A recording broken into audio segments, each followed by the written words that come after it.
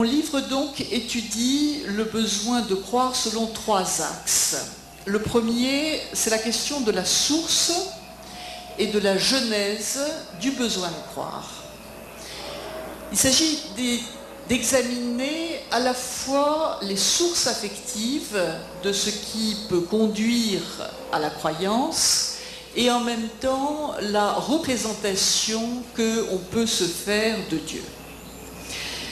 En ce qui concerne les sources affectives, deux notions freudiennes me sont apparues particulièrement importantes à développer et à interroger.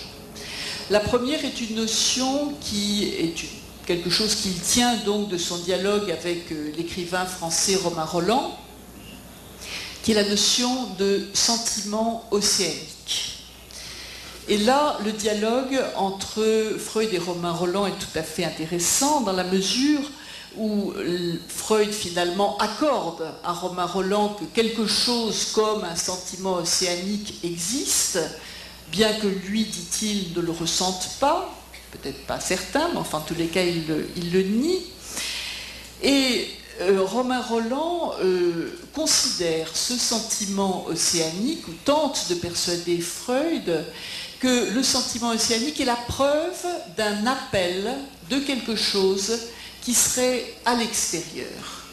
Freud va retourner l'argument en disant que certes cette sensation, ce sentiment existe bien, mais qu'en fait c'est quelque chose qui est à l'intérieur. C'est ce qu'il appelle l'obscure perception du ça, l'obscure perception du pulsionnel en nous.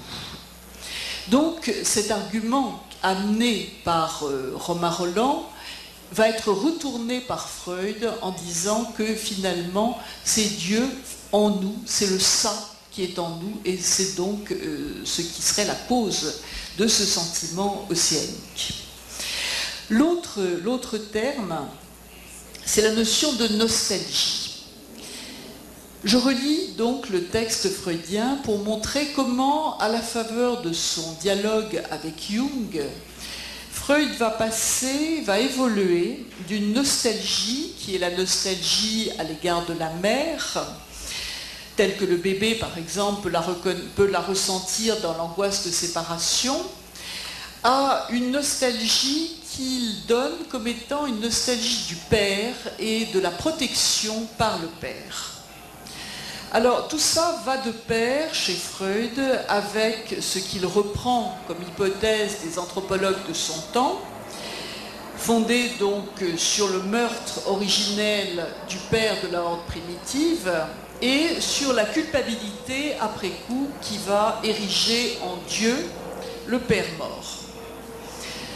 Alors, je souligne, il me semble nécessaire de souligner que cette conception est une conception qui ne convient qu'au monothéisme, et en particulier à la tradition judéo-chrétienne, et qu'on ne saurait dire que ça épuise ce qu'il en est du sentiment religieux, et encore moins de la spiritualité en général. Mon objectif est donc de remettre en question ce que dit Freud, non seulement dans sa critique de la religion, quand il la ramène à une sorte de vécu compulsionnel dans les rituels, mais aussi du sentiment religieux, dans la mesure où il s'empare de cette question à travers un prisme qui est le prisme judéo-chrétien, lequel n'est pas la totalité du religieux, loin s'en faut.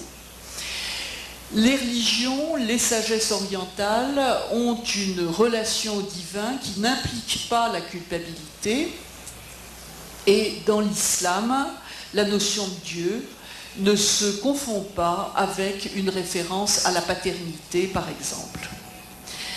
Concernant la représentation de Dieu, j'ai axé mon propos sur la relation qu'on peut établir entre précisément cette représentation de Dieu et l'irreprésentable de la mort. Je reprends l'analyse que propose Freud sur la pensée animique et sur la manière dont les premières opérations théoriques de la pensée humaine sont la création des esprits. Alors, toute cette partie ne se laisse pas facilement résumer, je n'en ai pas l'intention. Ce que je veux simplement montrer dans tout ce premier temps de mon livre, c'est qu'on ne peut pas réduire l'approche freudienne et l'approche psychanalytique de la religion à dire que la religion est une illusion ou que c'est un rite, comme un rite obsessionnel. On voit au contraire que pour Freud, depuis Totem et Tabou, jusqu'au tout dernier texte, jusqu'au texte sur Moïse et le monothéisme, la question de la religion n'a pas cessé de préoccuper, je dirais même de tarauder Freud. Et il lui donne une place beaucoup plus importante que celle qu'on a eu tendance à retenir. Par ailleurs, je ne vais pas le développer, mais il y a un lien certain qu'on peut établir entre le patriarcat et la manière dont Freud définit le religieux. Et si Jung le définit différemment, là aussi, c'est parce que le matriarcat, la religion des mères, va jouer pour lui une place tout à fait différente. Alors, est-ce que tout ça nous intéresse encore ? Bien, je crois que oui. Tout ça nous intéresse au plus haut point, y compris tout ce travail que fait Freud à partir des anthropologues de son temps, de ce qu'il appelle les historiens de la culture. Et il est tout à fait important pour nous de reprendre cette analyse de la spiritualité telle qu'il la développe à partir du totémisme. Pourquoi est-ce important ? Parce qu'en tant que psychanalyste, nous savons que l'archaïque n'est jamais quelque chose qui est dépassé. La caractéristique de l'archaïque, c'est précisément de pouvoir fonctionner au présent et d'avoir à ce moment-là un effet extraordinairement perturbateur.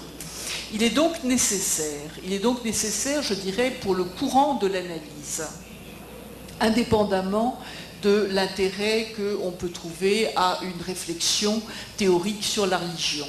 Il est important pour la pratique de l'analyse de s'interroger sur la question du croire et sur ses liens, d'une part avec la dépression et d'autre part avec tous les antidotes donc, qui vont être proposés à la dépression.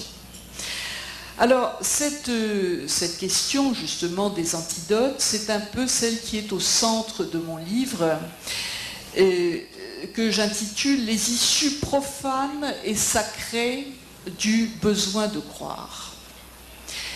C'est à partir de mon expérience de psychanalyste que j'ai voulu m'interroger sur le phénomène de la croyance. Mais j'ai souhaité lui donner une place un peu différente de celle que Freud lui assigne, soit celle d'une illusion, ou encore celle qu'il appelle d'une construction adjuvante. Construction adjuvante, c'est-à-dire quelque chose qui aide à supporter la dure réalité de la vie.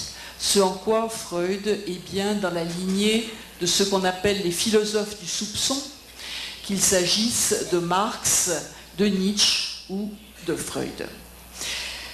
Ma thèse, différente donc de cette perspective, pourrait se résumer de la manière suivante. Il me semble que le besoin de croire doit être pris tout à fait au sérieux, dans la mesure où il se confond avec le besoin de sens et qu'il ne s'oppose pas au besoin de savoir, comme on pourrait opposer l'illusion à la raison.